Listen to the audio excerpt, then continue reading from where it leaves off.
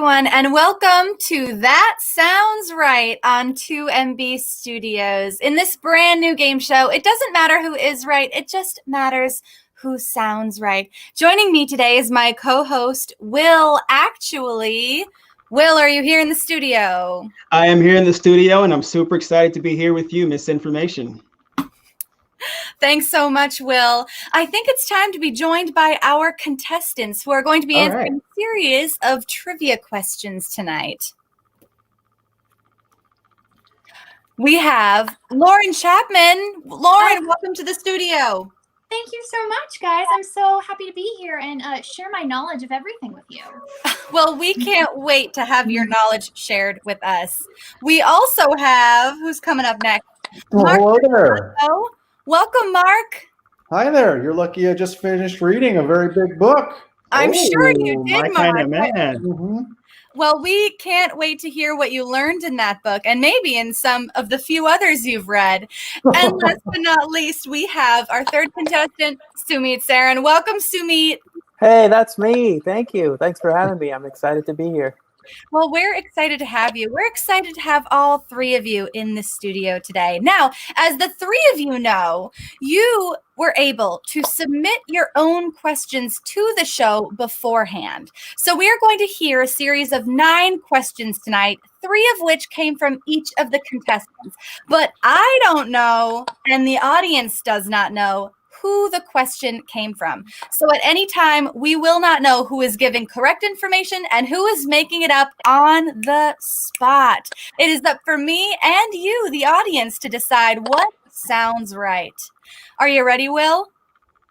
I am very ready. Let's get this show on the road. How about you, contestants? Are you ready for your first question? Of course. Yeah. Let's get it started. Our first question is, how are figs pollinated? How are figs pollinated? Now, each of you is going to get a moment to answer the question, and we do not know who in this crowd has the correct answer. I am going to call on the first person to answer now. Sumeet, how are figs pollinated?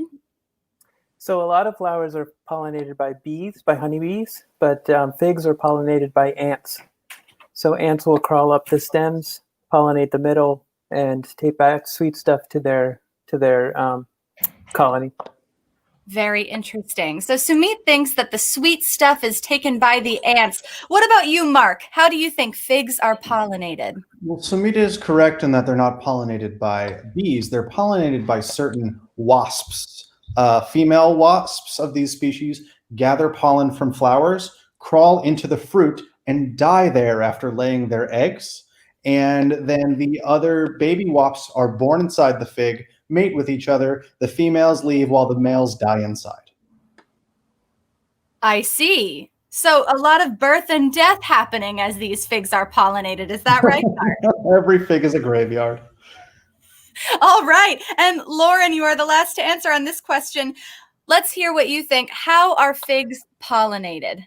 It is a process of self-pollination where they're able to pollinate themselves.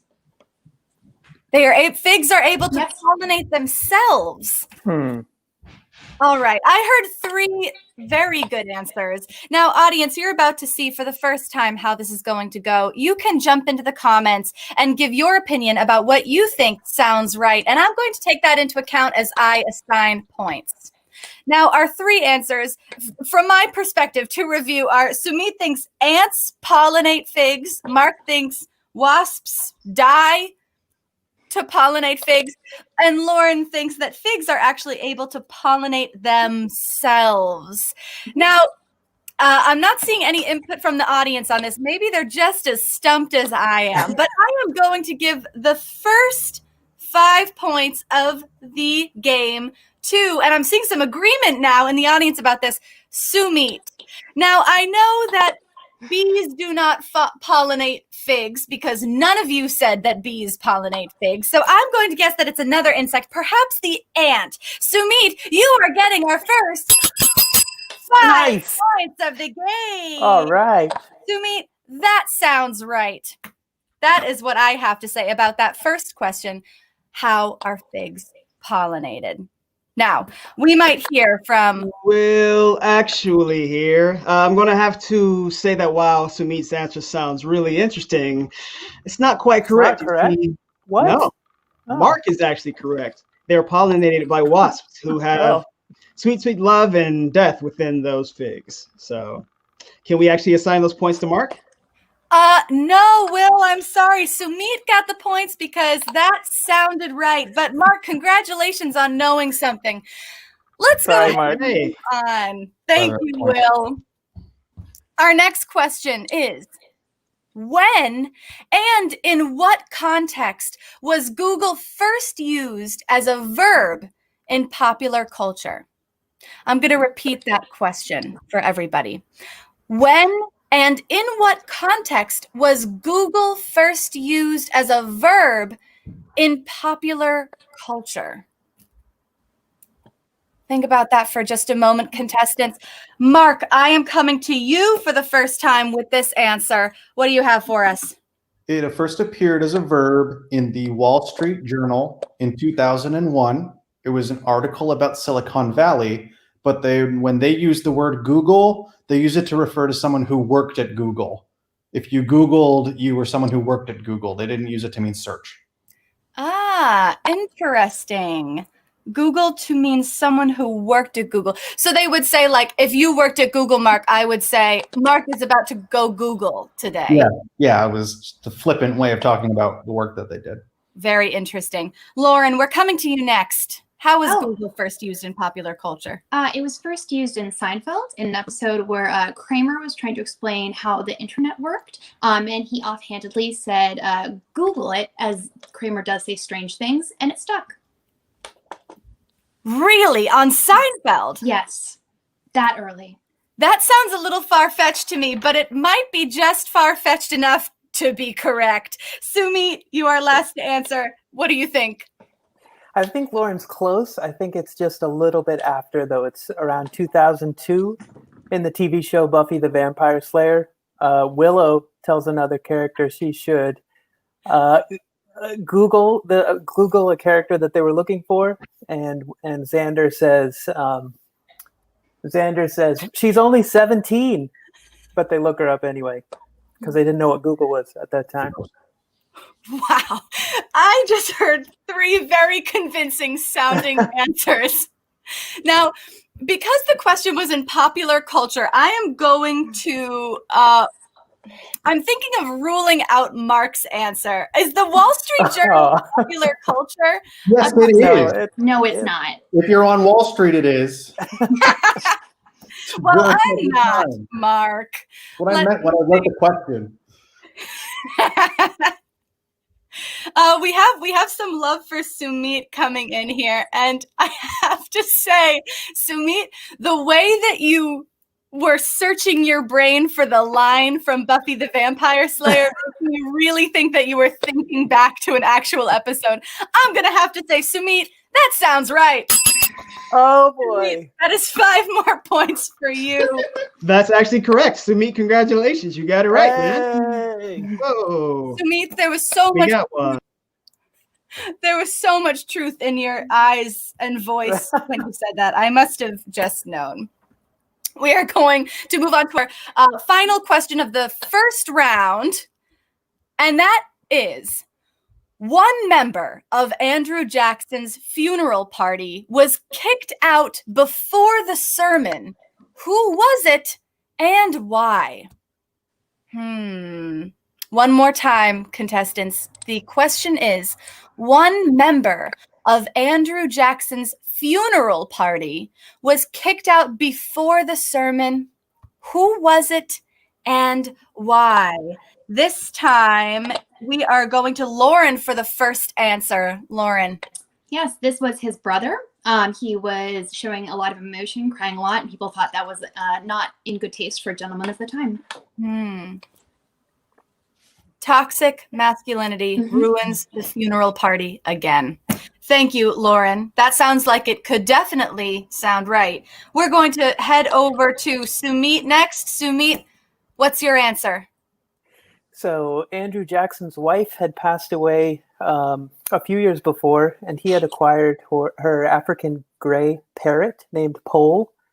Andrew Jackson died in 1845, and and Pole was kicked out of his funeral for cursing and causing a ruckus. So they had to set the parrot outside to calm down. The parrot's name was Pole. Pole? Yeah. Like pole vaulting? Yeah. Oh, well, no, like pole, like a poll worker. P-O-L-L. Oh, I see. P-O-L-L. Okay, a parrot. So Sumeet thinks that a parrot was kicked out of the funeral. Perhaps not. Let's hear one more answer from Marc. Martin Van Buren, who had been Andrew Jackson's vice president, was kicked out because he had signed on to a pamphlet questioning the divinity of Jesus, and the pastor did not want him there. The pastor didn't want someone preaching the divinity. Excuse me, questioning the divinity of Jesus. Oh, questioning the divinity of Jesus. All right, we have 3 answers here, and this one is really stumping me. Audience, feel free to jump into the comments if you have any suggestions. I'm hearing that Lauren sounds right from somebody. Parrots were hated back in those days, apparently, says Shy Guy 77. So we're not parrots, perhaps. Way to go, Shy Guy. I have to say, Sumeet, saying a parrot was at the funeral would be a really bold answer if it were not true.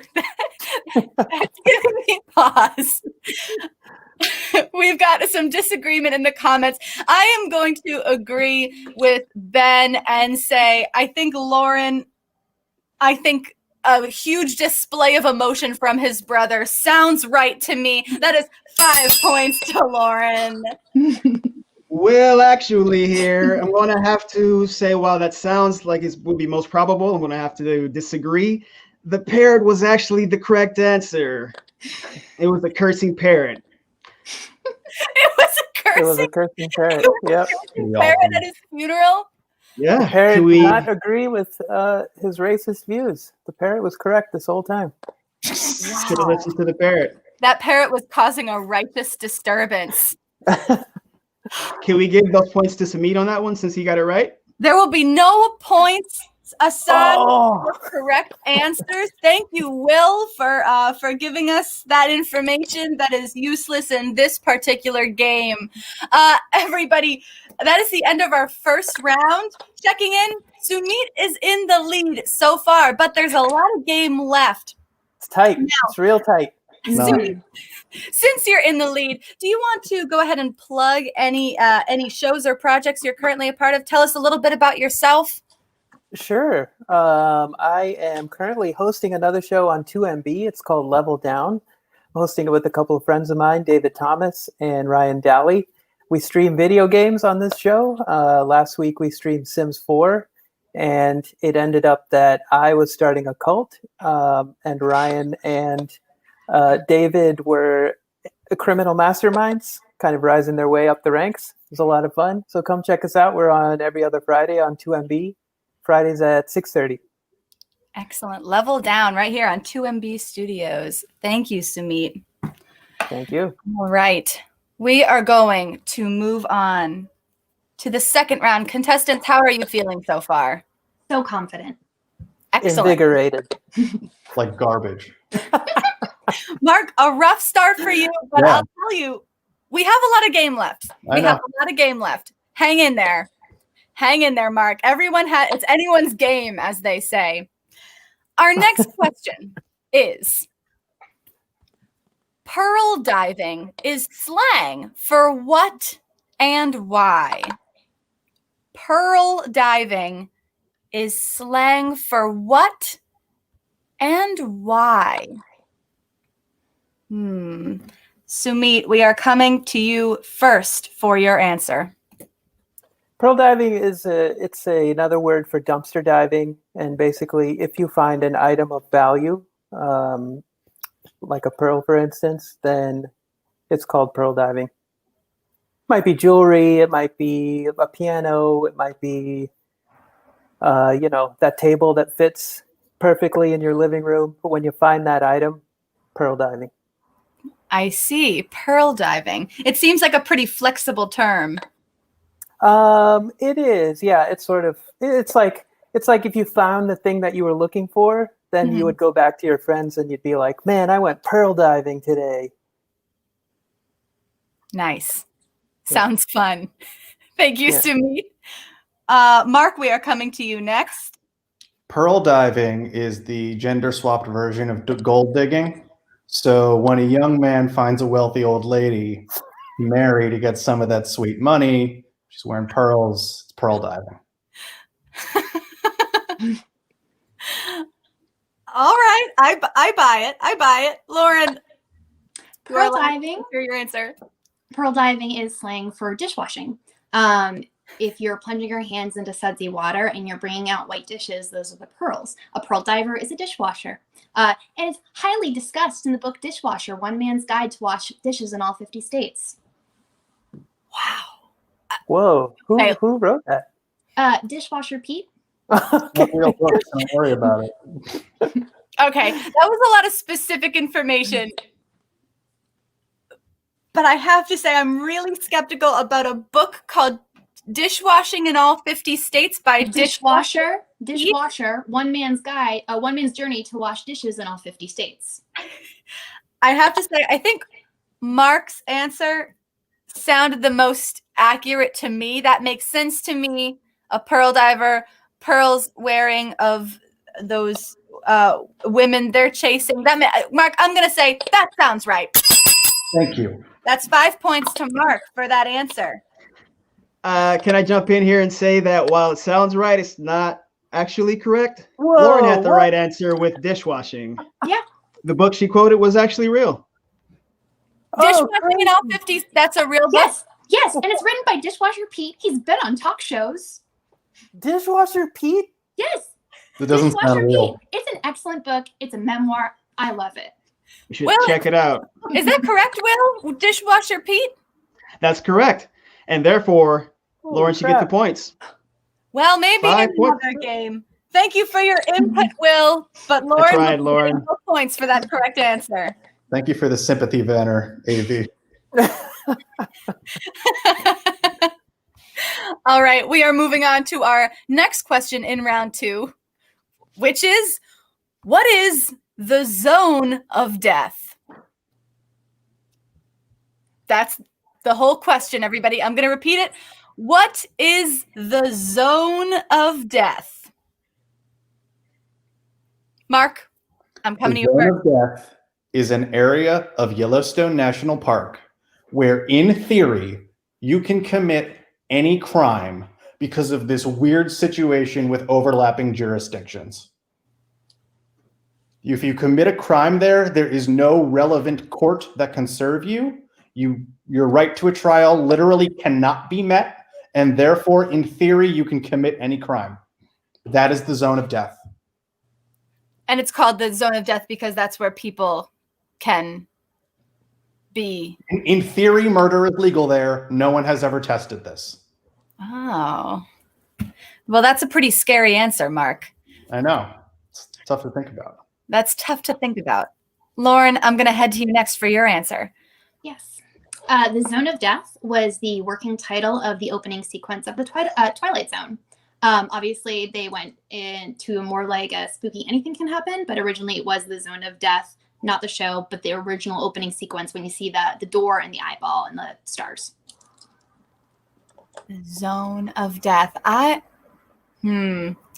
feel like I would have heard of that before, but there's a lot of things I haven't heard of before, so anything's possible. Sumeet, you're the last to answer. What say you? I say it's a ecological phenomenon where in areas around things like heat vents or volcanoes, no life forms can grow. So it's called the zone of death. A science answer. This is interesting. We have a kind of a sociological answer, a scientific answer, and a pop culture answer. This is a tough one. Audience, feel free to weigh in. but I'm leaning in one particular direction right now. A science answer does sound compelling. Science in quotes is right because it's not. Really, Mark? Mm-hmm. Science in quotes? What does that mean? Good. I'm looking at the chat. MB Studio says, a science answer. I see. So everyone says Sumeet is the smartest. That's not really not true, though. It's not true. Well, some of us watch a lot of TV, and maybe it's a pop culture answer. Yeah, I'm gonna go against the grain on this one. Audience, you'll have your turn to assign your points, so stay tuned. But for this answer, I'm giving it to Lauren. The Death Zone being the working title of the Twilight Zone just sounds right to me. 5 points to Lauren. Will actually here. Not like it even matters, but Mark was correct on this one. This is real. It's a murder zone. This is real. Look it up. You want? I can explain it if you want. I didn't want to believe it. Does it still exist? So the Sixth Amendment says you are entitled to a trial in the state and district where you are accused of the crime. The zone of death is a chunk of Yellowstone National Park, which is under the Wyoming Court District, but is in the state of Idaho. So anyone on your jury and in your court has to be in the zone of death. It's the only relevant place that is in that state and that district. But it is Yellowstone Wilderness, and nobody lives there. That's Therefore, horrific. you cannot get a trial. Wow. Wikipedia it right now. Wow, crazy. You doubted me, Rachel. You doubted me. That's right. Rachel's never going to live that down. Mark, I have to say, your answer wasn't even in the running for me. That sounded Yeah. very Shouldn't have. Those interesting facts. Should have. Being someone that cares about the truth, I feel really sad that the points aren't going to Mark, but I understand that doesn't matter. So Should. it should. So sorry, Will. It just didn't sound right. I know. Mark's leading in the sympathy vote this game. That's true. Mark, you do have that going for you. And there's a whole lot of game left. So far, it's a close one. Let's continue to our final question of round 2. Our final question of round 2 is, when were black holes first theorized? I'll repeat that question for everyone. When were black holes first theorized? It could be at any time. I have no idea. I'm really going to rely on your answers for this one. Lauren, go ahead and give me your answer. 1903. That's my answer. 1903 is your answer? That's when they first were theorized. Sounds plausible. Sumeet, what's your answer? So black holes, of course, is a places in the universe where light can't escape. This was first theorized in Vedic texts, 5000 BC, by Indian scholars. 5000 BC? Mm-hmm. By who? Indian scholars. They're like yogis. They're Indian scholars who sat in the mountains. They meditated. They came up with a lot of theories that have been proven correct over time, and one of them was the existence of a part of the universe where it acts so that light can't escape. Okay. They didn't call it a black hole. That was coined much later, but the concept. Very interesting. Mark, what have you got for us? The answer is 1783 by John Mitchell. He called them dark stars, and believe it or not, our understanding of physics in 1783 was enough to theorize black holes. These are 3 really different answers. I have to be honest. This one is not for me. When I first heard 1903 from Lauren, I was like, oh, that's way too early. There's no way we had. We didn't have enough technology before then. I didn't even know we had enough technology then. All you need is Newton. All you need is Newton, and you can eventually theorize your way to black holes. All you need is an idea. And anybody can have an idea. These including were such confident answers. I'm going to the chat here. We've got from Dave Thomas, yogis don't know physics. Sure, they don't know the rules that they were or don't developed they? later, but we're talking about the concept of a black hole. Right, we're talking about the idea. Some people seem skeptical about the 5000 BC date, which I understand. And the question only said when, by the way. Some people gave out extra information. Yeah. When really it just asked for when. Lauren had a really confident date. 1903. This is a tough one, but the way that Mark said, believe it or not, made me think that I have to pick that answer. Last time nobody believed me. You got it wrong. So Yeah, I'm gonna say, Mark, what did you say, 1783? 1783. That sounds right. All right. We'll give 5 points to Mark. Believe it or not, that's correct. Way to go, everybody. Nailed it. Oh my god. Oh, Stressful. It makes me feel good when I see someone get the right answer. I gotta tell you. I'm glad you're happy, Will. It feels like justice. Gotta say. So many times people have had the right answer, and I try to just step in and. Whew, Well, all right. it goes out to you, Will. I appreciate that, Mark. We're on the same team, Will. Mark, I have to say I think both times we've picked your answer so far has been when you've had the correct answer. Is that right? Did you guess? No. Oh no. All right. No. You didn't guess me on the other two. We should be discussing What this. was the one? We shouldn't be What discussing was the this. first No, time you this got isn't No, it doesn't Oh, yeah? You don't like that. That's how people figure out whose questions are left. Yeah. That's all right. There's no way. I'm barely doing 5 plus 5 right now. And I just finished doing 5 Talk plus about it 5. after. And we have a tied game right now. It is 10 points, What? 10 points to Oh my 10 God, what a game. points. Let's continue on to our third round. But before we do, Mark, you've had a real comeback.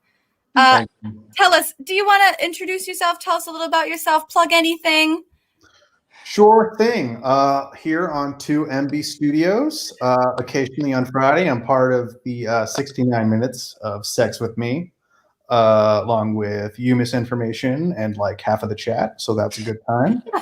At some point in the coming month, you'll hear me on the podcast Wizard Seeking Wizard, which I highly recommend you listen to. And I like doing over at twitch.tv/Mess and Finesse, Madagon Scott City Council. Yes. So catch all those things. Those are all such great things. Thank you, Mark.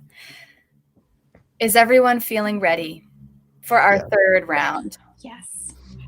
Yes. Here we go. Ready. All right, everyone listen closely to this one. All right, this is a longer one. The first question of our third round is Stephen King's novel, The Long Walk, is set in a dystopian America where every year 100 boys choose to walk until they cannot anymore, then are killed. The walk starts in Freeport, Maine, and in the book ends where? All right. I'm going to read this question one more time. Stephen King's novel, The Long Walk, is set in a dystopian America where every year 100 boys choose to walk until they cannot anymore, then are killed. The walk starts in Freeport, Maine, and ends where in the book? All right. That is our question. Only one of you has the correct answer, and only one of you can sound right to me. Sumeet, you are up first. The answer is Amherst, Massachusetts. Amherst, Massachusetts. Freeport, Maine to Amherst, Massachusetts is Sumeet's answer. Thank you, Sumeet. Mark, where do you think they end their walk?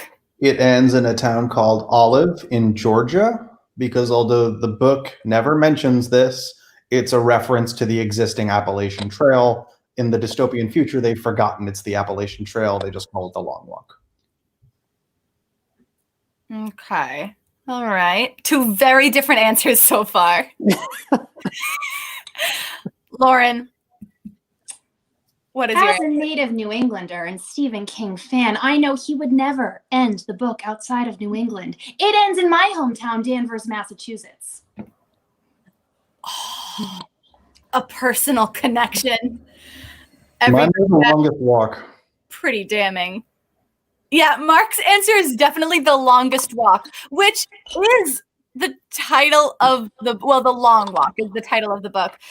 Maine to Massachusetts doesn't seem like that long of a walk to me, but I think if I was doing it, it probably would seem longer. I mean, there's no way you could walk all the way down to Georgia without You dying. die along the way. That's the point.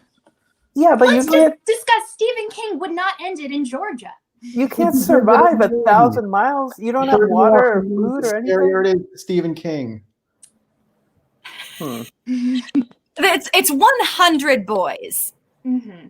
I assume if we make it to the end of the book, at least one of the 100 boys survives. So the real question is, could one out of 100 boys walk to Georgia?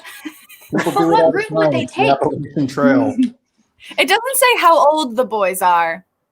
And I haven't read the book. Well, let me see. I'm going to the comments here. A lot of people like me are astounded at this question, thinking that a walk to Massachusetts doesn't sound like it would be that long. A walk to Georgia sounds like it's too long. They think all the boys would die. Mm-hmm. We're getting a lot of people who now want to read this book. So Right. giving Stephen King some much needed publicity on our very popular show. A few people think that it starts in Maine, they loop and come back, and they end back in Maine, which could be a long walk. But you know what? Because of the personal connection, I am going to go with Lauren. Lauren, Danvers, Massachusetts. I think that sounds right. Yes. Yes. Yes.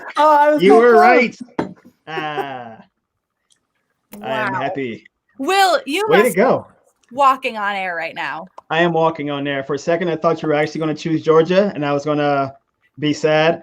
But you got it right. I think Lauren's confidence and conviction there really sold you the truth. So I'm very happy to hear that. Yeah. It's an excellent book, guys. Excellent book.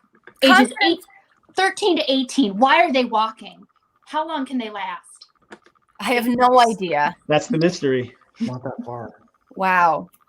Lauren, you have taken the lead now in our third round. We're going to continue on to our next question. Wow, I'm so happy for Will actually right now, who is getting everything he dreamed this game show would be. I'm happy too. When I signed on, I was told that there'd be right answers left and right, and we get to celebrate the right answers. But it's been a bit of a different story. So sometimes you don't get them, sometimes you do. That's all I got to say. You know, Will, I found the smartest contestants I could find. And but at the end of the day, I'm the one picking the answers. So that's our limiting factor. Well, fortunately and unfortunately, misinformation, you are correct. All right, we are going to our second question of the third round, which is everybody ready? Here comes the question. It is, from when is the first documented written customer complaint, and what was the problem? I love this question. I'm going to read it one more time. From when is the first documented written customer complaint, and what was the problem? So I'm going to go to contestants in a second. I think what's really throwing me about this is that what counts as a customer? I think that should be on everyone's mind right now. We should be considering, what is a customer? what counts as a customer complaint? What are we including in that? I am going to go to Mark for the first answer. The year was 168 BC, around then, which is the year Vesuvius buried Pompeii, because we have graffiti that was preserved by the ash that said Carlus panis secus, which means Carlus, your bread is dry, graffitied onto somebody's oven, which was preserved in the ruins. He was complaining that this guy's bread was too dry. The oldest recorded complaint. That sounds like something, the bread being too dry, that's universal. I mean, that's a complaint that could be as old as time itself. Thank you, Mark. Lauren, let's hear what you have to say. When was that customer complaint? Yes, it was in 1932. It was the Macy's in New York, and it was a complaint because the door was not held open for a young woman, and she thought it was very inappropriate and not correct in how you should treat your customers. And it was the first written complaint they had received. That does sound right. At a Macy's, that's where someone would complain. This is a close one. Sumeet, give me your answer. So as it turns out, the first customer complaint was actually etched in a tablet from 3800 BC by a man named Nani. And he had a paragraph-long complaint about the price that he was getting on copper ingots. He felt like the quality of the ingots he had received was much worse than what he paid for, and he expressed it in tablet form. All right. Mark, what? I think Mark said something like 185 BC. 185 BC. And Sumeet, you said 3800 BC. 3800 BC. It's in a Sumerian city, the Sumerian city of Ur, if you need some more detail. And Lauren, you said it was in 19... You're right. 1932 in New York and Boston. The New York Times. Sorry, the Macy's in New York. The Macy's in New York. Oh, okay. I'm gonna go to the chat on this one. I'm lost. I definitely think that people used to complain in like the BC times. 100%. That sounds Probably right. As soon as they started being able to write and record, they were being screwed by somebody else. They got super mad. They had to jot it down. I'm so sure that other people wouldn't be screwed as well. The one preserved we have is in Pompeii. But I mean, I'm we have sorry, preserved who's going to tablets waste from their space and collecting from things all like that around. then? It's only when consumerism became big. What's a low quality copper ingot? I mean, it says a customer. It's a metal alloy, so it's got other metals kind of infused into it. So it's weaker than a true copper ingot, which is what you would want in that time. Yeah, some people are buying that this very, very old, Mark answer could be true. Yep, there's that perspective. How are you saying it to me? Ingot? Ingot? Maybe it's ingot? Ingot. I think you can probably say it either way. That doesn't really give me any information about who is making things up here. Look, I am so torn on this one, but I think I am going to give it to Mark. What? Because the way that you described that it was written, the method sounded right to me. Wait, hold on. Before you decide, I have etched on a tablet for the method. I said, as it turns out, which you like. And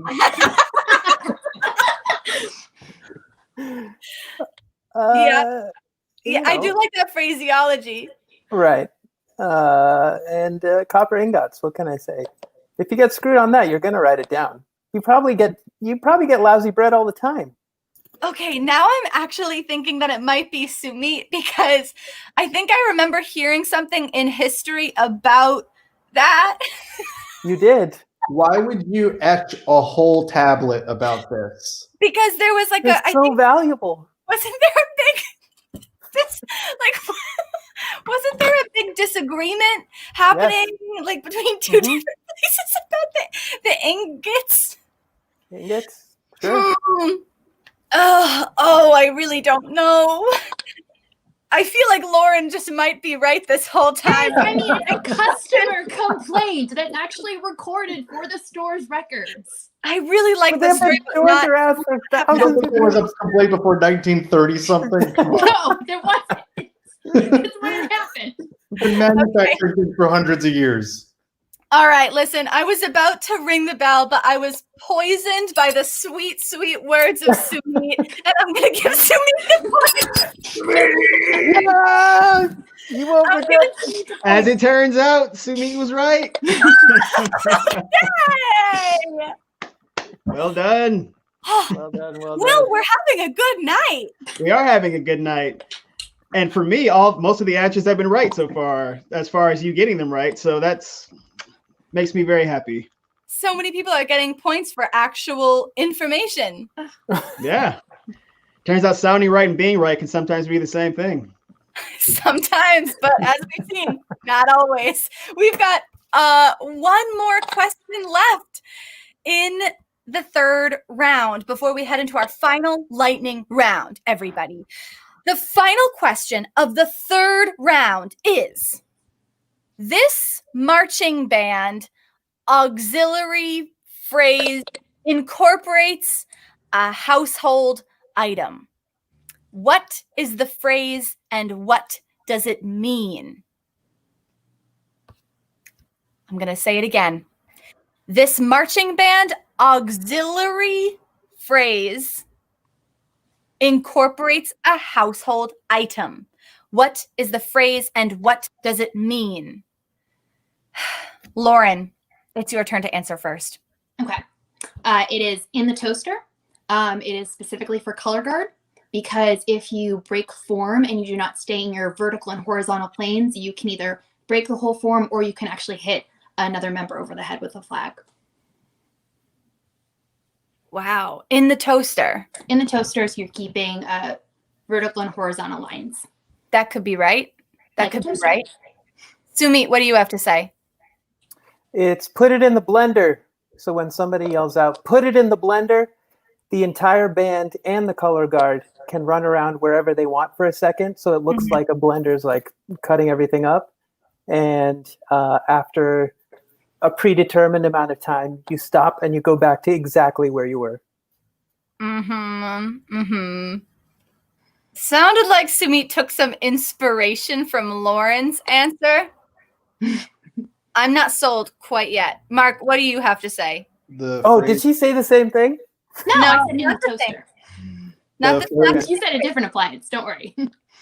The phrase is a spin cycle, and it's when the color guard runs in a circle with their streamers making a spiral because from above it kind of looks like clothes in the dryer machine. Okay. I think all three of those sound plausible. I've never done marching band. I have to say, Lauren strikes me as someone who may have done color guard. That feels like it might be an area of expertise. I mean, one of us might have been the captain of color guard. One of us might have marched in the Rose Bowl. Wait, one of us might have been doing percussion in the marching band, and although we weren't leading, still yelled out, "Put it in the blender!" when it was time to. And one of us might have worked at a laundromat and been told this by someone at a color guard. Okay, So, that sounds plausible. yeah. I believe Mark might have worked in the laundromat. I believe Lauren might have led the color guard. And, I believe Sumeet too, because Sumeet was making up a story about being a drummer in a marching band, but didn't make himself the leader. So why wouldn't he have? Why wouldn't he have made himself the leader if it was not true? team. I mean, I will say, if people don't stay in the toaster, then you will be hit on the back of the head, and it hurts a lot. Lauren is speaking from personal experience here. I'm going to give 5 points to Lauren because that sounds right to me. Well, actually, that's correct. He's in the toaster. Way to go. Wow. Lauren is finishing with a narrow lead in the third round. Lauren, Yes. do you have anything to say for yourself? Any things you want to plug? Any fun facts you want to share? Fun fact about me. I've been hit in the back of the head with a color guard flag so many times from people not staying in their fucking toaster. Also, transport yourself back to this time of high school, pre-high school, middle school. Imagine yourself at a slumber party. Then come and see Sleepover every other Saturday at 10 p.m. on 2MB Studios. Amazing. Right here on 2MB Studios. Right here. We'll have a sleepover and it'll be super fun. Well, everyone, we've had a fantastic 3 rounds. We are heading into our final lightning round. Here's how this is going to work. You will see a picture on the screen with a question next to the picture. You have 5 minutes to answer. Seconds. Minutes. You have 5 seconds to answer when I say your name to answer the question. All of these points, audience members, come from you. I will not be assigning any points. You will hear 3 answers from contestants and the actual answer from Will Actually, our resident know-it-all. In the chat, you can put somebody's name with a +1 next to it to give them a bonus point for an answer that you think sounds right. Lauren has a narrow lead, but it is anybody's game with these bonus points. Here is our first lightning round question. Let's go. Sumeet. That is the ruins of the Parthenon. Mark, what's this? Those are the ruins underneath the Colosseum. Lauren, what's this? Aztec ruins. And Will? It is Göbekli Tepe. It is an ancient site in Turkey. Yep. Excellent. Next question. Who is this, Mark? That is Lord Sugarcane from an anime. Lauren? That is Selma, the pirate queen. Sumeet? That is Pirate Alexandra. Will, who is this? It's Captain Syrup. Captain Syrup. The villain of Nintendo Wario character. Land 2. I knew this one. Mark! You know the right answer. It's killing me, man. Ugh. All right. Where does this skink live, Lauren? Oh, it lives in Australia. Sumeet? South American rainforest. Mark? Look at that tree, obviously. And Will, where does this skink live? Solomon Islands. Mark, you're not wrong, but you're not quite what we're looking for. That's what they told me when I did dating. Next question. Where does this kink live? Lauren? That was from the Salem Witch Hysteria trials. And Sumeet? 17th century London? Mark? The Museum of Horror Movies in Los Angeles. Will? It is Los Angeles, but it's from the movie Pulp Fiction. Ooh, okay. Well done, Mark. Wow. Huh. We are getting some Again. bonus points flying in. Mark, what's this? That is a potato that was really round when it was born. Lauren? That's a microscopic image of skin that has fallen off of a diseased finger. Sumeet? That's Charon, the moon of Pluto. Oh. Will, what is this? Close. It is Jupiter's moon Io. Oh, Very close to me. So close to me. Wow. All right. Sumeet, what's this? human female. Lauren, What is it pointing to? That is the pointing to the bridge of her nose. Just about. Mark, Yeah, a nose. It's pointing to a nose, Will. That is incorrect. It is pointing to the space between the eyebrows, and it's called a glabella. Ah, the glabella. Glabella. Everybody. Duh. That The glabella. We've got just a couple more of these left for today. Sumeet, what's this? Sea sponge. Mark, what's this? Those are hatched caterpillar eggs. Lauren, what's this? They're fungi from the Amazons. And Will? Mark, you're so close. It's a clutch of butterfly eggs. Oh my God, those are the same thing though. So you have to give it to me. I didn't actually know that. Wow. All right, Mark, what's this? Those are the villains from Battlefield Hermit Crab. Lauren, what's this? It's fan art from a Bachman book. Sumeet, what is this? It's the head of a horsefly? Will?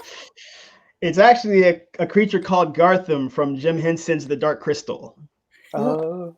Although I would watch a film called Battlefield Hermit Crab. Lauren, what is this? In an airplane over the sea. Sumeet, what is this? Painting of a sliced potato? Mark, That's the potato we had before, grown up into a Yeah, sexy young woman. and Will. I think I may have heard it. It's the album cover to Neutral Milk Hope Tales album, The Airplane Over the Sea. Right. We're going to have one final bonus round question. Last bonus round question. Mark, what's this? Brushtail. Great. Lauren, what's this? That's one of the new generations of Pokemon that should not exist. And Sumeet, what is this? That is the mascot for the Asian Games 2006. And Will? Lauren is correct. This unholy abomination is called Smeargle. Wow. Should not exist. Only original 151. Thank you so much, everybody. We have just a minute left. I am going to take a moment to tally up these bonus points. Will, actually, do you have any fun facts for us today? Yeah, I just first want to say that you all did an amazing job. Although I knew all the answers, you gave misinformation to run for her money. So spot on, everybody. So a fun fact, if you lift up a kangaroo's tail, it cannot hop. And it used to use its tail for balance. So if you pick up its tail, it doesn't have that ability to balance and it'll fall over. Why would you do that? Apparently Australians get bored. What can you say? Well, maybe if you're being attacked by a kangaroo, that's what you got to do. Self-defense mechanism. So, exactly. There is a thing called the Pinocchio paradox. And it's if Pinocchio says, my nose will grow now. If his nose doesn't grow, then it's a lie and his nose has to grow. But if his nose grows, then he's not lying and he's telling the truth and his nose can't grow. So that's the Pinocchio paradox. Interesting. Facts are fun, aren't they? All right. Did you know that?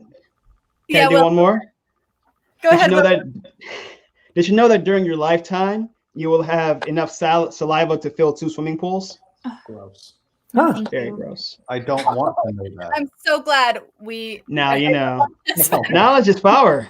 No, your buddy. No, it hurts sometimes. I want to say that you did win a bonus point in the chat. Somebody gave you a bonus point for that round. Yeah. Oh, thank you so much, everybody. I appreciate that. Great job, Will. Will, Thank actually, you. before I announce the scores, would you like to give out your own know-it-all award to the person who you think had the most correct information tonight? I honestly feel like Mark had the most correct information. There are some times where Mark had the right answer and he wasn't given the correct prize. There are some times where he had the wrong answer and it just sounded so plausible that I think that he maybe should have gotten the prize. Wow. So, well done, my man. So, Mark, you win the know-it-all award from Will Actually, which does not make you the winner of this show. And there's no prize. It's a shame. Sorry, Mark. There's no prize for the most correct information. And you did, in fact, come in last place. Great. Good. For answers that sounded right. You had 17 points for answers that sounded right. In second place, We have Sumeet with 20 points for answers that sounded right.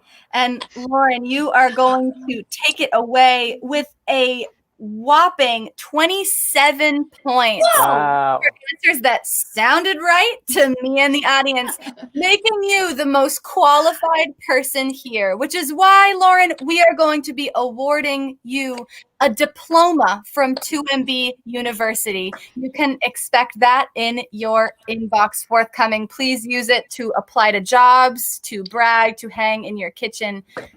It is probably the highest accolade we can give you here on 2MB Studios. I'm so proud. I'm so honored. Thank you so much. I Congratulations. know so much. Congratulations. Thank you, Will, actually. Thank you, Sumeet, Mark, and Lauren for coming on the show. Thank you so much to Matt in the booth tonight running tech for us. This has been That Sounds Right on 2MB Studios. You can join us next Monday, and you can stay tuned for Poof, the magical game show at 8 o'clock. Thanks so much, and good night, everybody.